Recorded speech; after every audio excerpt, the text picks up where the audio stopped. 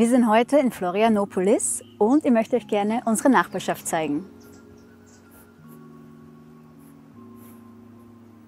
Ja, wir sind hier in Shurere, einer der Nachbarschaften auf der Insel. Wir haben uns, bevor wir hierher gekommen sind, auch das Zentrum angeschaut in Florianopolis. Ist weniger charmant eigentlich. Wir haben dann zum Glück hier ein gutes Angebot gefunden, eine schöne Unterkunft.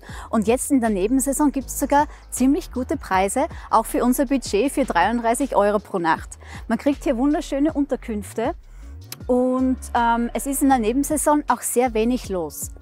Hier auf der Insel kann es sein, dass sehr viel Verkehr herrscht. Wenn man mit dem Auto herumfahren möchte, dauert alles sehr lange, wenn man mit dem Auto unterwegs ist. In der Nebensaison ist es noch besser. Ja, Shurere ist eine von den vielen Nachbarschaften hier auf der Insel und es besteht wirklich aus so vielen schönen, auch reichen Häusern. Wir haben solche Häuser schon öfters gesehen in Asunción oder anderen Städten, aber was hier richtig hervorsticht, ist, dass es hier keine Zäune, keine Mauern gibt und auch keine Sicherheitsleute.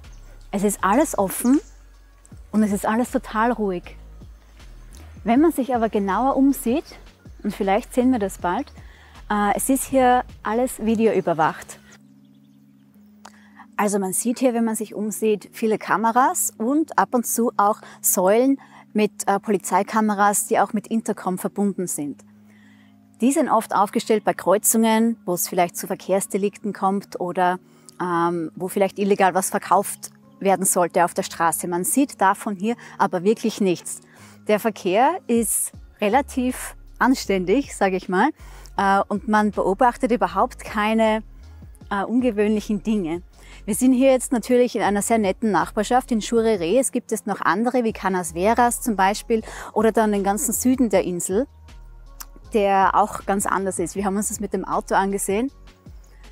Vielleicht können wir das auch zeigen. Ja, wo es hier so sicher ist, sieht man auch, dass es eigentlich kaum geschlossene Condominios gibt, so wie sonst eigentlich überall in Brasilien. Alles ist so offen. Man spricht hier auch von Florianopolis auch oft von der sichersten Bundeshauptstadt in Brasilien. Die Häuser lassen uns auf jeden Fall anmuten.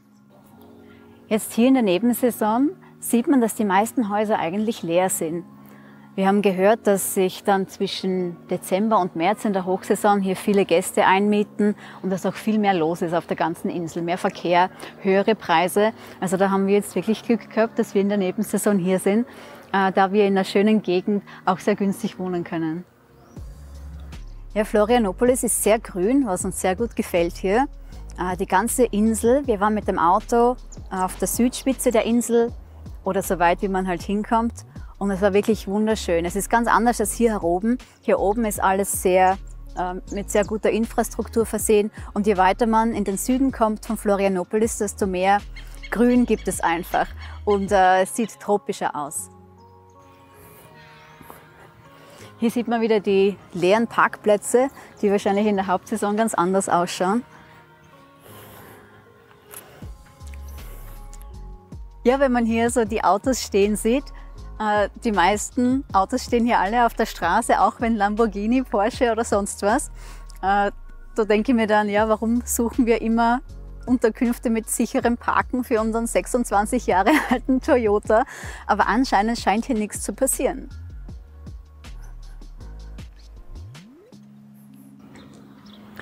Was uns sehr gut gefällt hier in Florianopolis, ist das gute Essen. Also gastronomisch ist es sehr gut ausgestattet, besonders hier in unserer Nachbarschaft in Shurere. Man kann sehr gut frühstücken, sehr gut Abendessen, der Service ist sehr professionell, kostet natürlich auch ein bisschen was, aber wir genießen es sehr, hier mal jeden Abend ausgehen zu können und auch so ein gutes Essen zu bekommen. Wir sind hier bei einem Strandrestaurant. Wenn es dich interessiert, wie hier die Ausgaben in Florianopolis sind, wie viel wir ausgeben für Unterkunft, aber auch für Essen, also Frühstück, Abendessen und so weiter, schau in eines der nächsten Videos rein, das gibt es dann demnächst hier.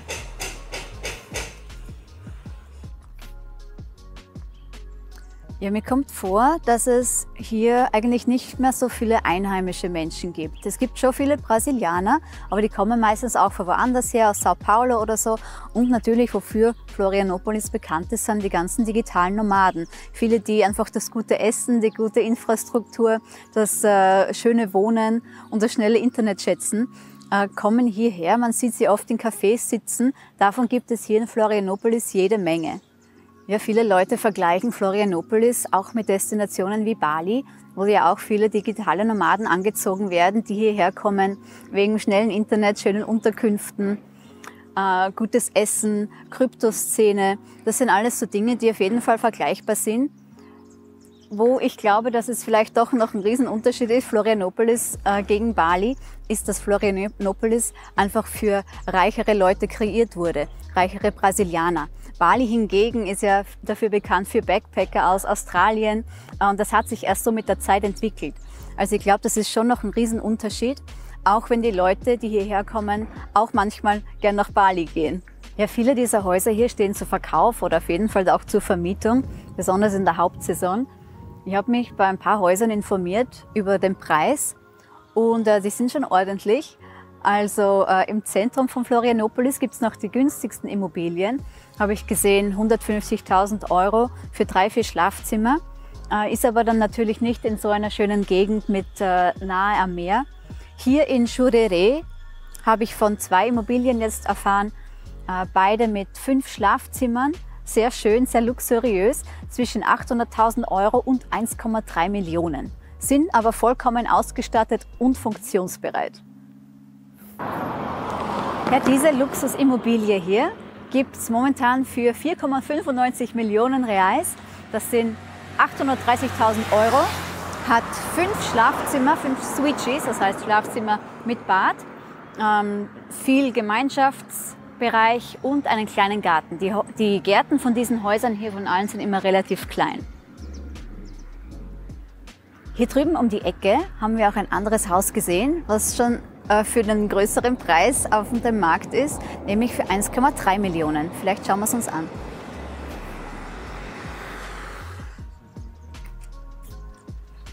Ja, diese Luxusimmobilie hier ist für einen Preis von 1,3 Millionen € zu haben.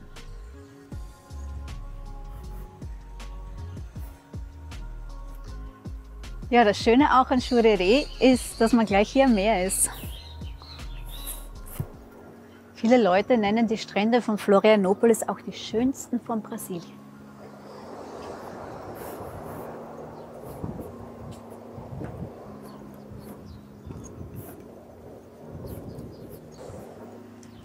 Das erinnert mich jetzt an vorgestern, als wir im Süden der Insel waren und einige Strände abgefahren sind. Wir waren Praia Moli, glaube ich, und noch andere Strände. Man kann wunderschöne Wanderungen dort machen mit schöner Aussicht, kristallblauem Wasser, so schön, obwohl es sehr kalt ist jetzt noch im Oktober. Und wir sind dann auch auf den einzigen Nacktstrand von Florianópolis gestoßen, unbewusst, ja, wir haben das nicht gewusst, war auch interessant. Hier haben alle noch was an.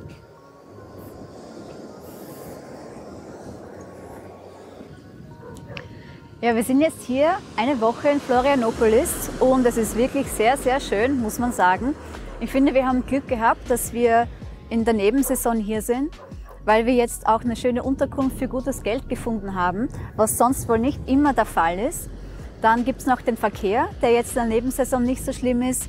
Und generell finde ich jetzt Oktober eine gute Reisezeit für diese Insel. Bei der Wahl des Wohnviertels kommt es einfach darauf an, was du suchst. Für uns war jetzt die Nähe zu Restaurants wichtig und auch die Nähe zum Strand und auch eine gut ausgestattete Unterkunft zu finden. Also Jurerê war dafür wirklich perfekt.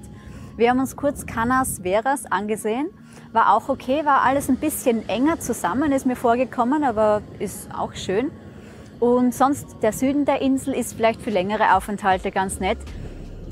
Jetzt nur für eine Woche würde ich ungern da unten wohnen wollen, weil es einfach so weit weg ist von allem. Da ist hier heroben schon besser. Ja, ich finde, du solltest die wunderschöne Natur von Floripa selbst erleben. Wenn du Fragen hast zu deinem Aufenthalt oder deiner Reise hierher, wenn es um Unterkünfte, Kosten oder Restaurants geht, kannst du es mich wissen lassen. Du kannst mir einen Kommentar schreiben oder wir können uns auf einem Zoom-Call treffen.